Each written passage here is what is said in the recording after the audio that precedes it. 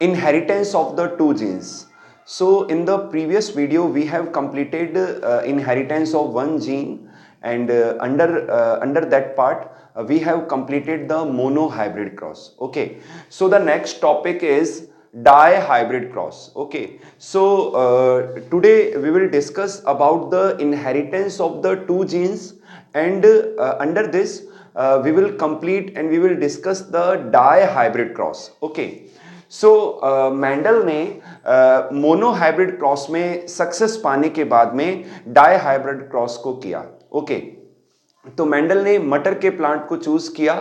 एक प्लांट ऐसा लिया जो कि राउंड एंड येलो सीडेड था, और एक प्लांट ऐसा लिया जो रिंकल्ड एंड ग्रीन सीडेड था. मटर के प्लांट में, पी प्लांट में जो राउंड ट्रेट है, this is dominant on the wrinkled shape. Okay, and जो येलो कलर है it is dominant on the green colour.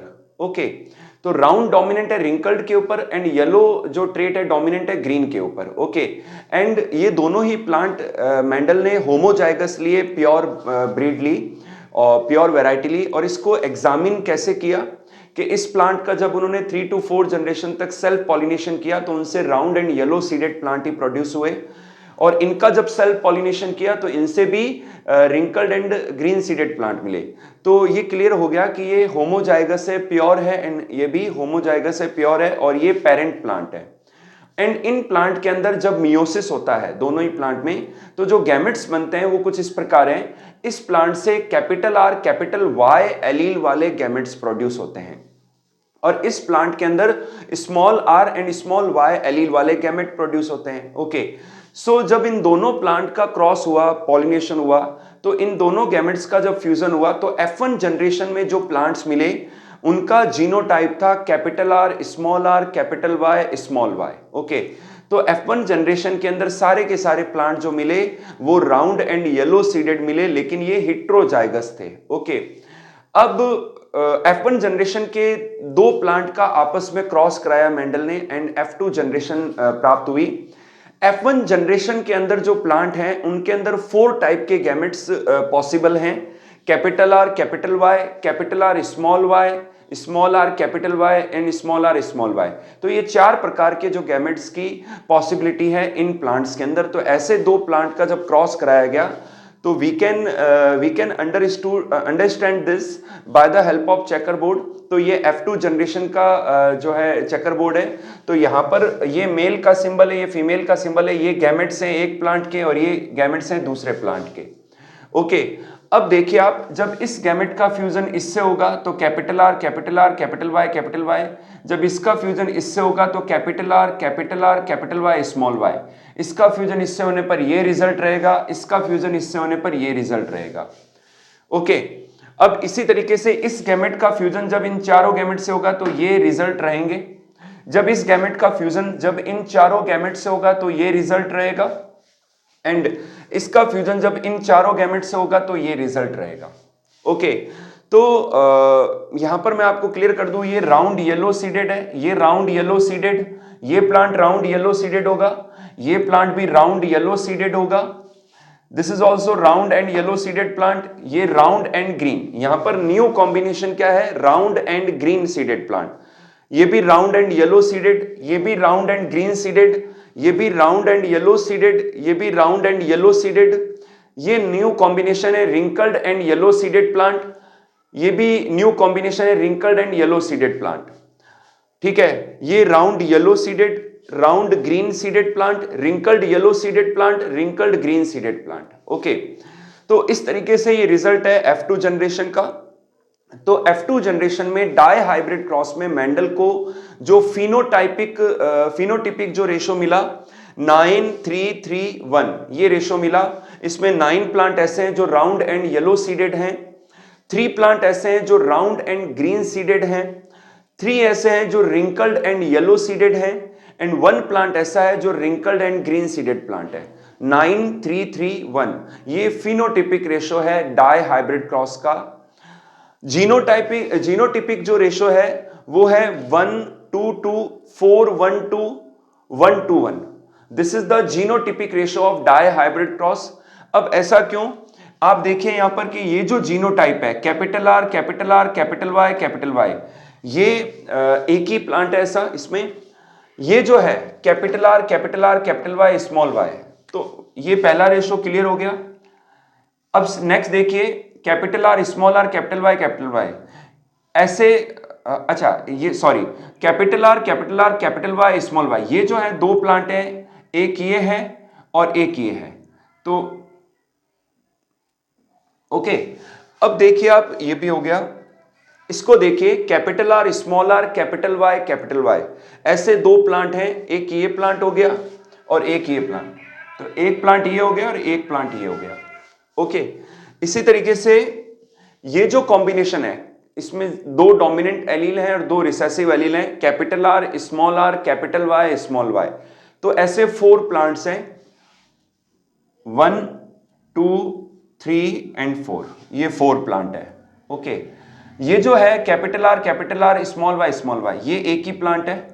Okay, ये एक ही प्लांट है, ठीक है। ये जो है combination capital R small Y, ऐसे दो प्लांट हैं, एक और ये दो। ओके, ये प्लांट देखिए स्मॉल आर कैपिटल वाई, ये एक ही प्लांट है। ओके, अब इसको देखिए small R capital Y small Y, ऐसे दो प्लांट हैं, 1 एंड ये 2। एक और देखिए स्मॉल आर स्मॉल वाई, ये ऐसा एक ही प्लांट है। ओके, तो इस तरीके से मेंडल को अपने डाई हाइब्रिड क्रॉस में जो फिनोटिपिक रेशो मिला 9:3:3:1 मिला, एंड जो जीनोटिपिक रेशो है वो है 1:2:2 4:1:2 एंड 1:1। ओके, मेंडल ने अपने डाई हाइब्रिड क्रॉस को करने के बाद में अपना नेक्स्ट लॉ दिया।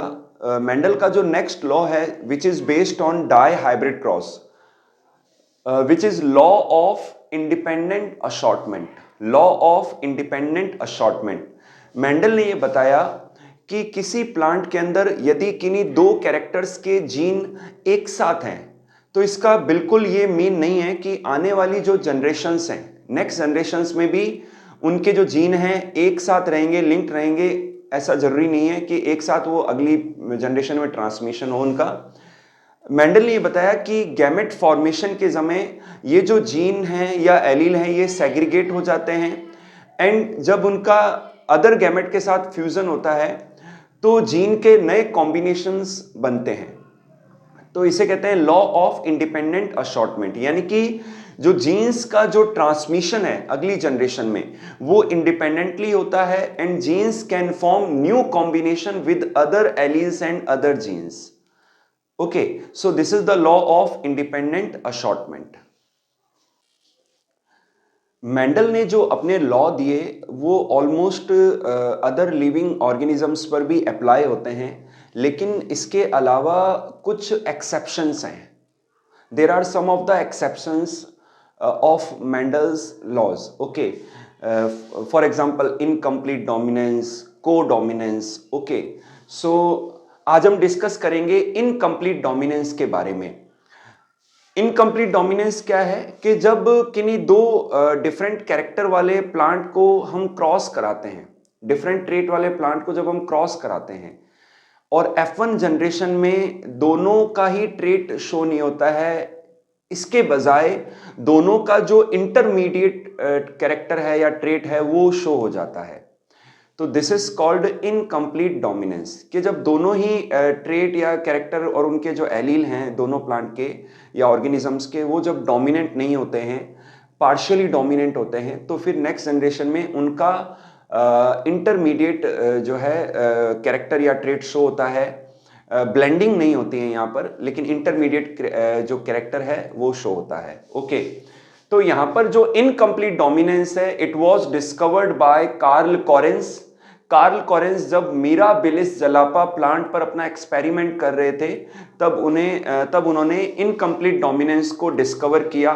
मिराबिलिस जलापा प्लांट को 4 o'clock प्लांट भी कहते हैं, ये मैं आपको एक्सप्लेन करूंगा। इसके अलावा स्नैपड्रैगन जो है, स्नैपड्रैगन के अंदर भी, एंटीरिनम मेजस प्लांट के अंदर भी इन्होंने मतलब इनकम्प्लीट डोमिनेंस को ऑब्जर्व किया गया, एंटीरिनम मेजस प्लांट जिसे हम स्नैपड्रैगन भी कहते हैं।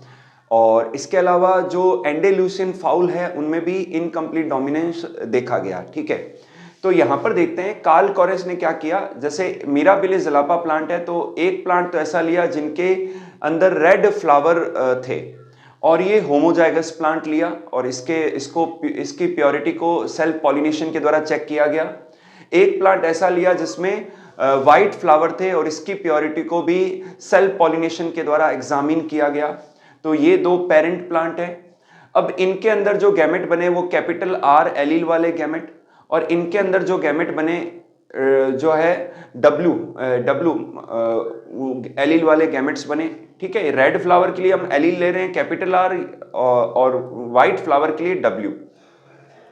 अब जब इन दोनों गैमेट्स का फ्यूजन होता है तो F1 जनरेशन में पिंक फ्लावर वाले प्लांट प्रोड्यूस हुए, ना रेड प्रोड्यूस हुआ ना ही व्हाइट प्रोड्यूस हुआ, जबकि इनका जो इंटरमीडिएट है वो ट्रेट या कैरेक्टर निकल के आया, पिंक फ्लावर वाले जो प्लांट है वो प्रोड्यूस हुए F1 जनरेशन के अंदर। इसका जो एलील कॉम्पोजिशन है वो capital R and capital W है। अब इस प्लांट के अंदर जो गैमेट्स बनेंगे वो कैपिटल आर एलील वाले एंड कैपिटल डब्ल्यू वाले गैमेट्स बनेंगे। ओके, जब ऐसे दो प्लांट को क्रॉस कराया गया तो F2 जनरेशन में, जो F2 जनरेशन है उसके अंदर हम देखेंगे capital R capital W capital R capital W. जब इसका फ्यूजन इससे होता है तो कैपिटल आर, इसका फ्यूजन इससे होता है तो कैपिटल आर कैपिटल डब्ल्यू। जब इसका फ्यूजन इससे होता है तो कैपिटल आर कैपिटल डब्ल्यू, जब इसका फ्यूजन इससे होता है तो कैपिटल डब्ल्यू कैपिटल डब्ल्यू। तो ये रेड फ्लावर वाले प्लांट हैं, ये पिंक फ्लावर वाले प्लांट हैं, और ये व्हाइट फ्लावर वाले प्लांट हैं। ओके, तो यहां पर जो फिनोटाइप रेशो जो है 1:2:1, इसके बाद में जो जीनोटाइप रेशो निकल के आ रहा है वो 1:2:1, यानी कि इनकम्प्लीट डोमिनेंस में एक प्लांट जो F2 जनरेशन में जो रिजल्ट मिला उसमें एक प्लांट रेड फ्लावर वाला, दो प्लांट पिंक फ्लावर वाले और एक प्लांट व्हाइट फ्लावर वाला। तो यहां पर फिनोटाइप रेशो भी वही है एंड जीनोटाइप रेशो भी सेम है, 1:2:1। ओके, तो यहां पर जो है 50% जो प्लांट ऐसे हैं जो पिंक फ्लावर वाले हैं, 25% रेड फ्लावर वाले और 25% व्हाइट फ्लावर वाले। तो इस पूरे कॉन्सेप्ट को इनकम्प्लीट डोमिनेंस कहते हैं, और ये मेंडल के जो एक्सपेरिमेंट एंड मेंडल के जो लॉ हैं उनका एक्सेप्शन है।